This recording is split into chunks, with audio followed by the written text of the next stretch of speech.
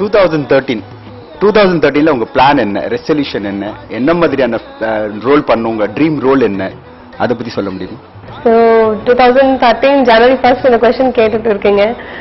அது முன்னாடி 2012 நான் வந்து நினைக்கவே இல்லை அந்த மாதிரி எல்லாம் பாசிட்டிவ் திங்ஸ் என்னோட லைஃப்ல நடந்துச்சு. Attakathi summer recognition and hit படம் வந்துச்சு. அப்புறம் என்ன சொல்றது, எல்லாருமே ரெக்கக்னைஸ் பண்ற ஸ்டைல் வேறையா இருந்தது. நந்திதா அப்படி யாருமே நான் ஐடென்டிஃபை பண்ணல. இங்க எல்லாமே பூர்ணி அந்த கேரக்டர் தான் நான் அப்படி ஃபீல் பண்ணிட்டு ப்ரமோட் பண்றாங்க எஸ்பெஷலி. ஸோ தேங்க்யூ சொல்லணும். அதை விட இப்போ 2 ப்ராஜெக்ட்ஸ் 2013ல இருக்கு. நிறைய ப்ராஜெக்ட்ஸ் வந்துட்டே இருக்கு. நிறைய சினிமா பண்ணும், நிறைய ஃபேன்ஸ் வரணும். அவ்வளவுதான், வேற ஒண்ணும் இல்ல. சினிமா அவ்வளவுதான். இந்த ட்ரீம் ரோல்னு ஒன்று இருக்கும் இல்லையா, எல்லா ஆக்டருக்கும் ஆக்ட்ரஸ்க்கும் இது ஒரு ட்ரீம் ரோல் இருக்கும், இந்த மாதிரியான ரோல் பண்ணணும் அப்படின்னு. அந்த மாதிரி ஏதாவது ரோல் உங்க, ஏன்னா யூஆர் ஃப்ரம் தியேட்டர்ல இருந்து நீங்க வந்து கண்டிப்பா இருக்கும், ஏதாவது ஒரு ட்ரீம் ரோல் இருக்கும் இல்லைங்களா? ஆனா எனக்கு ட்ரீம் ரோல் அப்படி எதுவுமே கிடையாது. Because what we expect we may not get it. So அதனால தான் நான் எதுவுமே எக்ஸ்பெக்ட் பண்ண மாட்டேன். நான் ஒரு ஆக்ட்ரஸ், அது தாண்டி நான் ஒரு ஆர்டிஸ்ட். ஸோ எனக்கு நிறைய கேரக்டர்ஸ் வந்துட்டே இருக்கு. அதுல சூஸ் பண்ணிட்டு நல்ல கேரக்டர்ஸ் பண்றேன். நான் பர்ஃபார்ம் பண்ணணும், அதுதான் என்னோட இன்டென்ஷன். 2013ஓட ரெசல்யூஷன் என்ன? ரெசல்யூஷன் இந்த 3 ப்ராஜெக்ட்ல பண்ணிட்டு இருக்க ரோல் விட்டுட்டு வேற ரோல் பண்ணுவோம். வேற மாதிரியான அண்ட் 2012 எப்படி எனக்கு என்ட்ரிக்குள்ள ஒரு டர்னிங் பாயிண்ட் ஆயிடுச்சு, அந்த மாதிரி 2013ல ஒரு வேற மாதிரி சினிமா பண்ணும், எக்ஸ்பெரிமெண்டல் சினிமா பண்ணணும். அது என்னோட ரெசல்யூஷன். எக்ஸ்பெரிமெண்டல் படம் பண்ண தயாரா இருக்கீங்க? கண்டிப்பா பண்றேன். இப்ப 2012ல நீங்க ஒரு ரெசல்யூஷன் எடுத்திருப்பீங்க, அது என்ன ரெசல்யூஷன்? அது சக்சஸ் ஆயிடுச்சுங்களா? 2012 ரெசல்யூஷன் அப்படி எதுவுமே இல்ல. பிகாஸ் கன்ஃபியூஷன்ல இருந்தது, அந்த ஒரு அட்டக்கத்தி ரிலீஸோட டென்ஷன் இருந்தது. ஸோ 2012 ஜனவரியில வந்து அட்டக்கத்தி ரிலீஸ் ஆக போகுது. ஸோ எப்படி போவோம் அந்த மாதிரி இருந்தது. ஸோ ஹிட் சக்சஸ் சினிமா ஆகணும், அதுதான் இருந்தது. இப்போ சக்சஸ் ஆயிடுச்சு. 2013ல இப்போ என்னோட ஒரு சின்ன தெரியாது, எனக்கு கண்டிப்பா தெரியாது. தமிழ் நல்லா பேசணும், டப்பிங் பண்ணும், இது என்னோட ரெசல்யூஷன். உங்களுக்கு பிடிச்ச ஆக்டர், தமிழ்ல பிடிச்ச ஆக்ட்ரஸ், இவங்க 2 பேர் சொல்ல முடியுமா?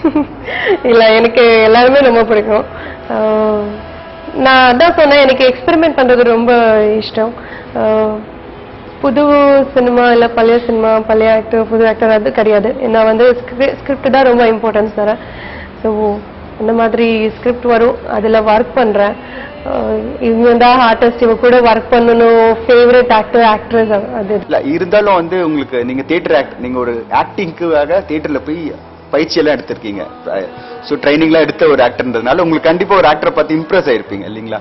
ஓ, இந்த ஆக்டர் என்னமா நடிக்கிறாரு அப்படின்னு. ஸோ உங்களுக்கு ஸ்கூல் டைம்ஸ்ல படிக்கும் போதெல்லாம் உங்களுக்கு ஒரு ஆக்டர் இப்போ பார்த்தா எல்லாரும் கூட ஆக்ட் பண்ணணும்னு ஆசை இருக்கு. எல்லாருமே ஃபேவரட் ஆக்டர்ஸ் தான். பிகாஸ் நிறைய தமிழ் மூவிஸ் பார்த்துட்டு இருக்கேன் நான். So because of language almost எல்லா படமும் பார்த்துட்டு இருக்கேன், வாட்ச் பண்றேன். அதை விட பழைய சினிமா எனக்கு ரொம்ப பிடிக்கும். அஃப்கோர்ஸ் ரஜினி சார், அவங்க பத்தி எதுவுமே சொல்ல முடியாது, எனக்கு ஃபேவரட் தான். இப்போ 2012ல ரீசெண்டா ரிலீஸ் ஆன ஃபிலிம், நீங்க என்னென்ன ஃபிலிம் பார்த்தீங்க, உங்களை எது ரொம்ப இம்ப்ரெஸ் பண்ணிச்சு? எந்த டைரக்டரோட ஒர்க் பண்ணோம் இதெல்லாம் பார்த்துட்டு இந்த டைரக்டரோட ஒர்க் பண்ணிருக்கலாம், இந்த கேரக்டர் நான் பண்ணியிருந்திருக்கலாம், இந்த மாதிரி கேரக்டர் எனக்கு வருமா, அந்த மாதிரியான தாட்ஸ் ஏதாவது அதை பத்தி? இப்போ வேற லாங்குவேஜ்ல இல்ல, என்னோட மதர் டங் லாங்குவேஜ்ல இந்த கொஸ்டின் வந்துச்சுன்னா நான் கண்டிப்பா சொல்ல முடியும். ஆனா தமிழ் இண்டஸ்ட்ரியில each and every director are coming with new concept, new things. So எல்லா டைரக்டர் கூட ஒர்க் பண்றது ஆசை. ஸோ புதுசா வர சினிமா கூட அவ்வளவு எக்ஸ்பெக்டேஷன் இருக்கும், அவ்வளவு டிஃப்ரெண்டான கான்செப்ட் இருக்கும். ஸோ இவங்க என்னோட ஃபேவரட் டைரக்டர், அவங்க கூட ஒர்க் பண்ணணும் அப்படி எதுவுமே கிடையாது. நான் ஒரு ஆர்டிஸ்ட், நான் எல்லாம் கூட ஒர்க் பண்ணணும். ரீசெண்டா வந்து நீர் பறவை மூவி பார்த்தேன். ஸோ ரொம்ப பிடிச்சிருந்தது. Seenu Ramasamy sir, thank you so much. Actually நான் அவங்க மீட் பண்ணிருக்கேன். மூவி பார்த்ததுக்கு அப்புறம் ஐயோ இந்த கேரக்டர் நான் மிஸ் பண்ணிட்டேன், நான் இந்த மாதிரி ஒரு கேரக்டர் பண்ணணும் அப்படி தோணுச்சு எனக்கு. நீங்க நடிச்சு ரிலீஸ் ஆக போற படம் எதிர்நீச்சல் இல்லீங்களா? அந்த பிலிம்ல உங்களுக்கு என்ன மாதிரியான இது ரோல், என்ன மாதிரி? இப்போ நாங்க செந்தில் சார் ஏற்கனவே இன்டர்வியூ எடுத்திருக்கோம், அவர் வந்து இந்த ரோலை பத்தி மட்டும் சொல்ல மாட்டேன் அப்படின்னு சொன்னாங்க. நீங்க ரோலை பத்தி கூட சொல்ல தேவையில்லை, நீங்க அதுல உங்களுக்கு சாங்ஸ் எப்படி, என்ன மாதிரியான விஷயங்கள்? அதை பத்தி கொஞ்சம் டீட்டெயிலா சொல்ல முடியுமா? டீட்டெயிலா சொல்ல முடியாது. ஸ்டில் வள்ளி கேரக்டர் ப்ளே பண்ணிட்டு இருக்கேன். ஒரு டிஃப்ரெண்டான கேரக்டர். இப்போ நார்மலா ஒரு ஹீரோயின் வந்து லவர் இருப்பாங்க, டுயட் சாங் இருக்கும், சண்டை இருக்கும், எல்லாமே இருக்கும். இப்போ நான் பண்ணிட்டு இருக்க படத்துல கூட அந்த மாதிரி இருக்கு. ஆனா அதை தாண்டி இது வள்ளி கேரக்டர் வந்து ஒரு வேற மாதிரி கேரக்டர். ஸோ அது மூவில பார்க்கணும். இதுல ஒன் சாங் இருக்கு எனக்கு, யோ யோ ஹனி சிங், ஒரு மாண்டேஜ் சாங். ஆல்ரெடி செம்ம ஹிட்டா இருக்கு சாங். நான் கூட எக்ஸ்பெக்ட் பண்ணிட்டு இருக்கேன் எப்படி வரும், அது ஸ்கிரீன் மேல எப்படி வரும், எப்படி எக்ஸ்பெக்ட் பண்ணுவாங்க ஆடியன்ஸ். ஆல்ரெடி எக்ஸ்பெக்டேஷன் அதிகமா இருக்கு. ஸோ அக்செப்ட் பண்றதா இருக்கு.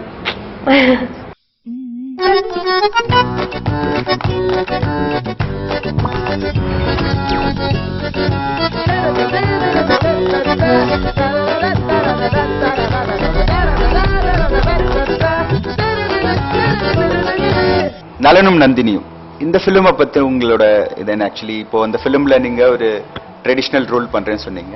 அந்த ஃபிலிமை பத்தி, அது படம் எப்போ ரிலீஸ் ஆகுது? நலனும் நந்தினியும் லிப்ரா ப்ரொடக்ஷன்ஸ், புது ப்ரொடக்ஷன் ஆனாலும் சூப்பரா பண்றாங்க.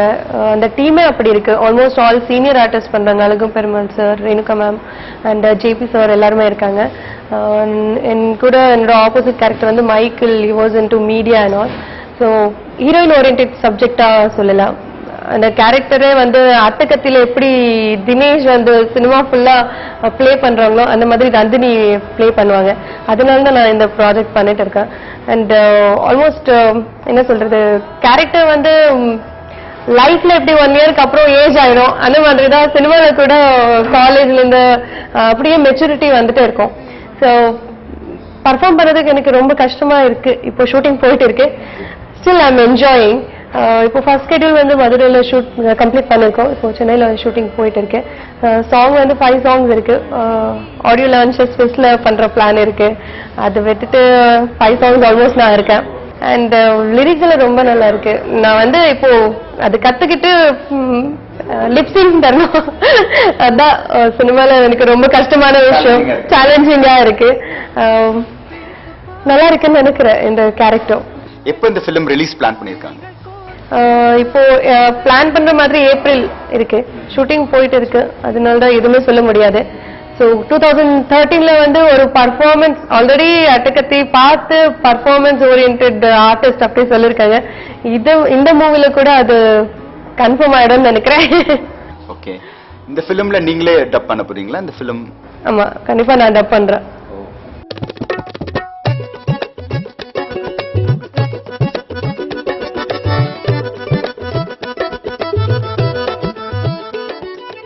உங்களுக்கு பிஹைண்ட் சார்பா இது புத்தாண்டு நல்வாழ்த்துக்களை நாங்கள் சொல்லிக்கிறோம். ஆடியன்ஸ்க்கு உங்களோட புத்தாண்டு நல்வாழ்த்துக்கள். ரொம்ப நன்றி behindwoods.com, all technicians and behindwoods viewers எல்லாருக்கும் wish you happy new year. இந்த இயர் வந்து எனக்கு ரொம்ப எக்ஸ்பெக்டேஷன் இருக்கு. தமிழ் இண்டஸ்ட்ரியில வந்து நிறைய பண்ணணும், நிறைய மூவிஸ் ஆக்ட் பண்ணணும் அப்படிலாம் இருக்கு. உங்களுக்கு நிறைய ரெசல்யூஷன்ஸ், நியூ பிளான்ஸ் இருக்கும். எல்லாத்துக்கும் all the best and once again wish you happy new year. Interview enjoy பண்ணிருப்பீங்கன்னு நினைக்கிறேன். மீண்டும் அடுத்த இன்டர்வியூல சந்திக்கிறேன். This is Vino signing off. Thank you.